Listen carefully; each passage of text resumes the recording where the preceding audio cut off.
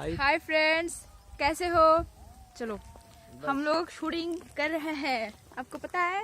नहीं पता है तो बता देती हूँ। हम लोग आए हैं शादी में पर कर रहे हैं शूटिंग।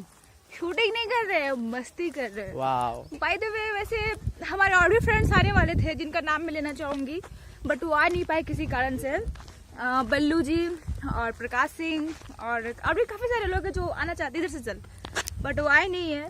और हम लोग इस बात से काफ़ी खुश है कि हम लोग आए हैं और काफ़ी मस्ती कर रहे हैं।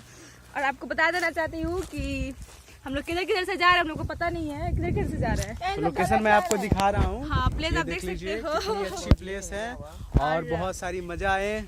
मतलब आइए मैं दिखाती हूँ। आइए आइए आइए आइए आइए, चलिए मैं दिखाती हूँ आपको रास्ते। ये देखिए हमारे रास्ते, और हम लोग रास्ते पे चल रहे हैं। और प्लीज हमारे दो फ्रेंड्स और हमारे पीछे दो भी हैं। फ्रेंड्स हैं। ये देखिए, ये हमारी सिस्टर है और ये हमारे मित्र हैं। देवर है नहीं, नॉट देवर, ये मेरा देवर है, ठीक है, जो चोली चुराता है हमेशा। यही देवर है मेरा। और हम लोग काफी मस्ती कर रहे हैं। बहुत और एंजॉय हो रहा है।